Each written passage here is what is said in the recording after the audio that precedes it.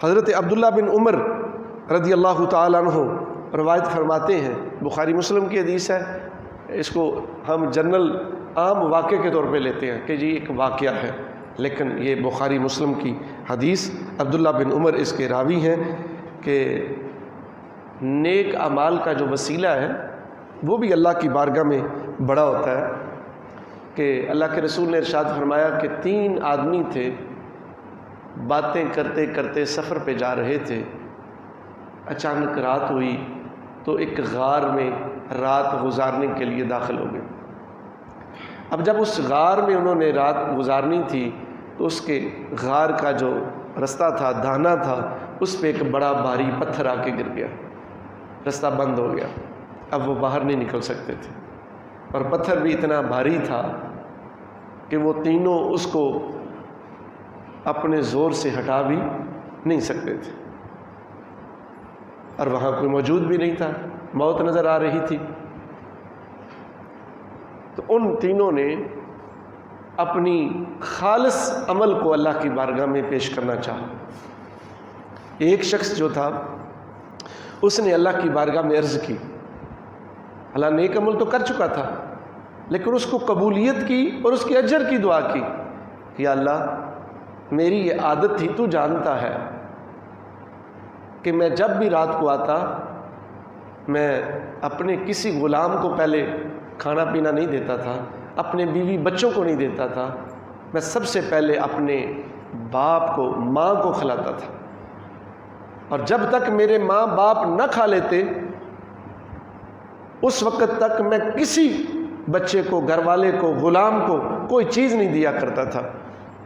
یا اللہ ایک دفعہ ایسا ہوا کہ میں دودھ دھونے گیا اپنے جانور کا، تو میں لیٹ ہو گیا، گھر والے میرے انتظار میں تھے، جب میں آیا تو میرے ماں باپ دونوں سو چکے تھے۔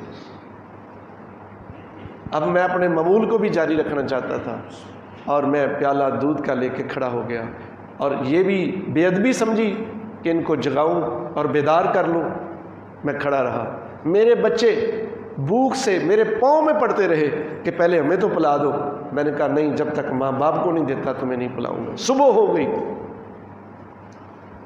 جب ماں باپ اٹھے تو میں نے انہیں دودھ پلایا، پھر اپنے بچوں کو دیا، پھر سب کو، غلاموں کو دیا۔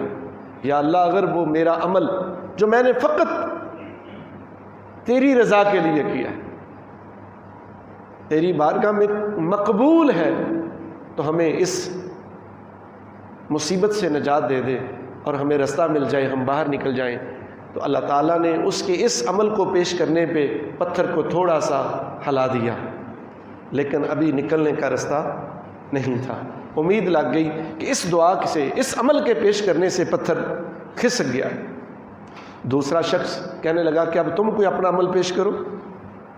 دوسرا شخص اللہ کی بارگاہ میں عرض کرتا ہے، باری تعالیٰ میری ایک چچا زاد بہن تھی، میری اس کی طرف توجہ تھی، بڑی شدید تھی، میں نے اسے کئی طرح راغب کیا لیکن وہ نہ مانی۔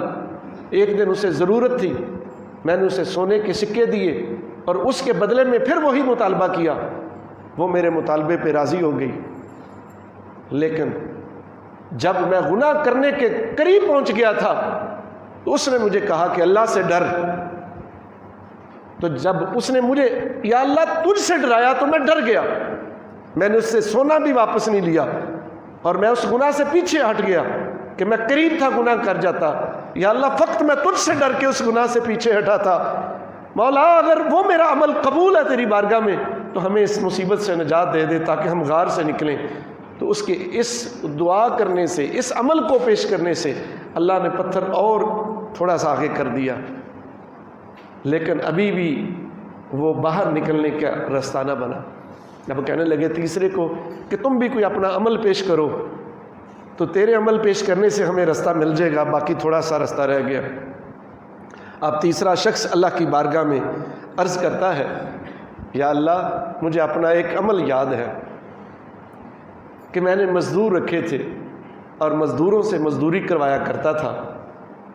ایک دن میں نے مزدوروں کو سب کو مزدوری دی، ایک مزدور نے مزدوری نہیں لی، میں نے اسے مزدوری نہیں دی، اس نے لی نہیں اور وہ چلا گیا۔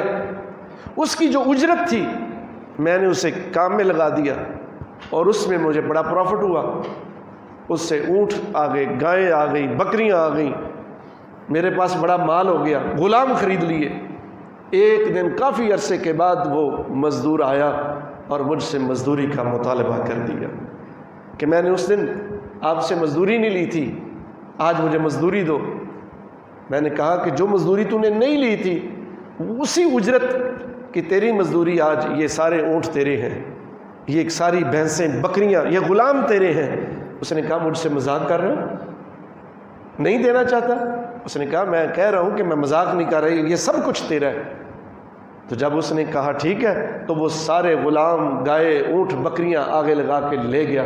اس نے کچھ باقی نہیں چھوڑا اور میں نے بالکل ملال نہیں کیا کہ سارا اسی کا تھا، اسی کو پنپا تھا سارا کاروبار. تو یا اللہ اگر میرا وہ عمل قبول ہے کہ میں نے اس کی اجرت اس طرح واپس کی تو یا اللہ آج ہمیں اس مصیبت سے نکال دے. تو اللہ رب العزت نے وہ پتھر ان کے رستے سے ہٹا دیا اور وہ تینوں اس مصیبت سے جو موت کے منہ میں تھے باہر نکل آئے. یہ ہوتا ہے عمل کا خالص ہونا. جب انسان عمل میں مخلص ہو اور خالص رب کی رضا کے لیے کرے، اللہ اس کا اجر بھی دیتا ہے، اللہ اس عمل کے بدلے مصیبتوں سے نجات بھی عطا فرماتا ہے. تو ہمیں اپنے اندر اخلاص پیدا کرنا چاہیے. جب ہم اپنے اندر اخلاص پیدا کر لیں گے تو یقیناً اللہ رب العزت جل مجدہ الکریم ہمیں عطا فرمائے گا.